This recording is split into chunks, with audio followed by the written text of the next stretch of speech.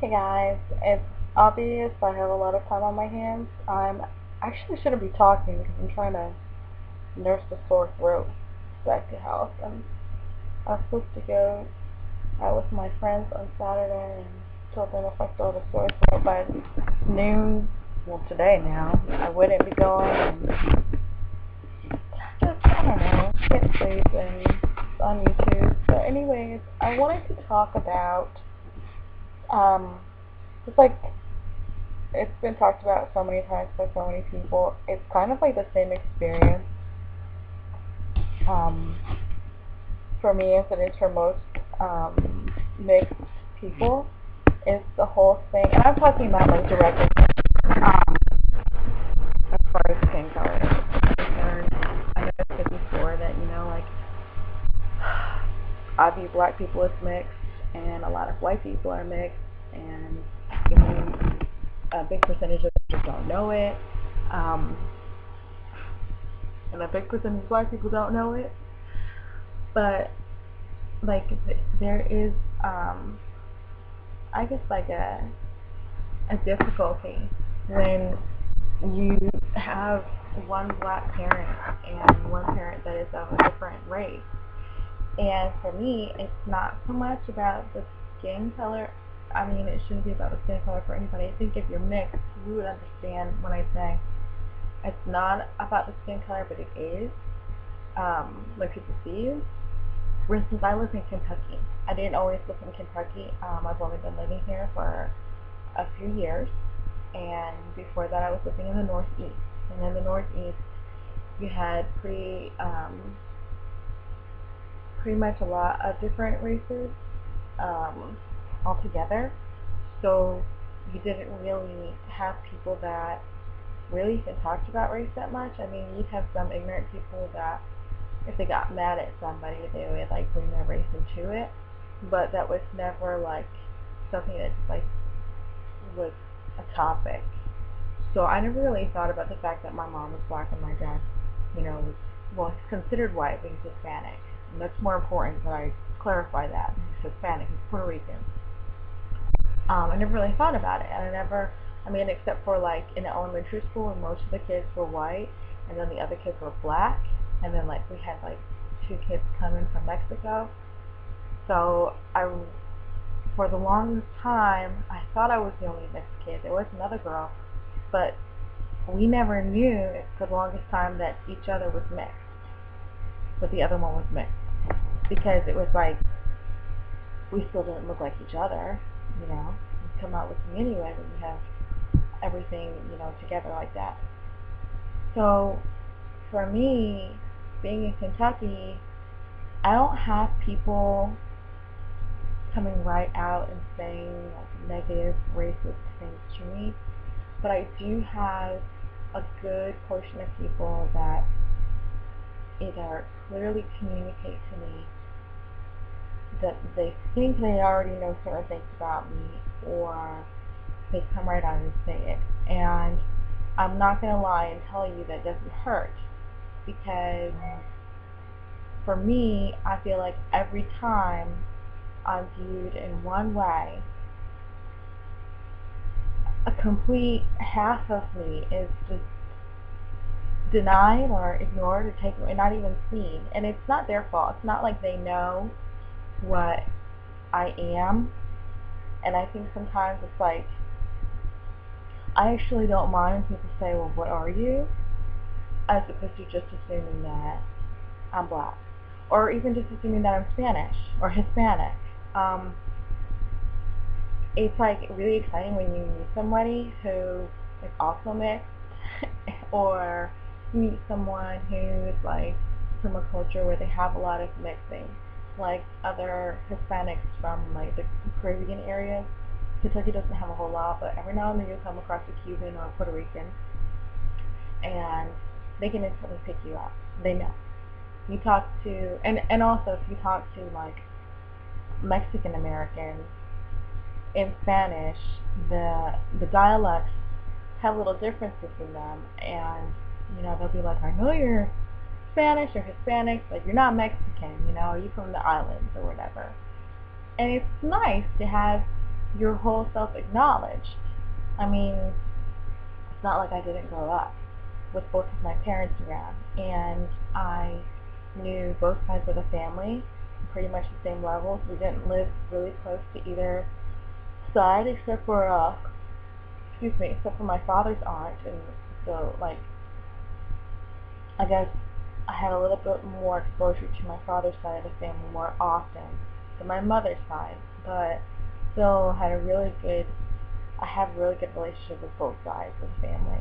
And when people just like refer to me as, well, you're black, or um, they're like, oh, I knew they were talking about you because they were like, well, that black girl. I'm like, no, I'm not. Like that's not all I am. Yes, I'm black as far as like that is my technical makeup. As far as the census is concerned, I'm a black American with Hispanic heritage, Puerto Rican descent. But as far as like who I grew up with, my mom is black and my dad is Hispanic. So, and my mother, like she, both my parents, they they are very much like your typical Americans that are white.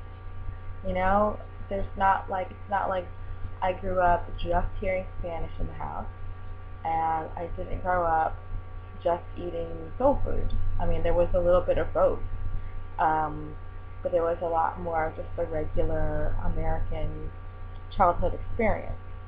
And I think it's a good perspective, and it's a very unique one, but I don't think it's one that most people expect or even take into account. And I think what I'm trying to say is I don't like feeling excluded from my own culture.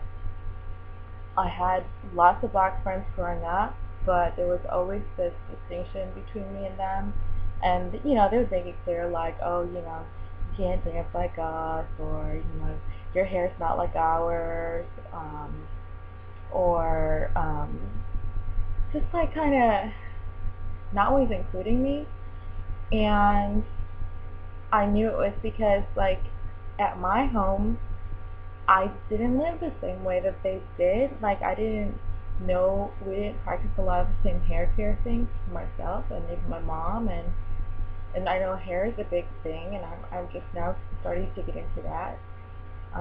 We didn't listen to a lot of the same music. Like I didn't listen to a whole lot of urban music until I got older, and that's a big part of the black experience, I feel, in America, generally. I just think that there were so many things I was just like kind of out of tune with. So even though I mean people were looking at me, or people do look at me now like, she's the black girl, I don't know, I'm not familiar with like the typical black experience growing up. And then even with my Hispanic culture, I can't say, oh yes, I'm so Boricua, because I refused to learn Spanish when I was a kid, and my dad did cook a lot of the food, and so I learned a lot of that from him, but like he only had like a few Spanish tapes of the music. Like for me, I think food and culture and body care, food and music and body care are the biggest markers of a culture. And I think, like I was aware of both sides, but I wasn't really engulfed in either one fully.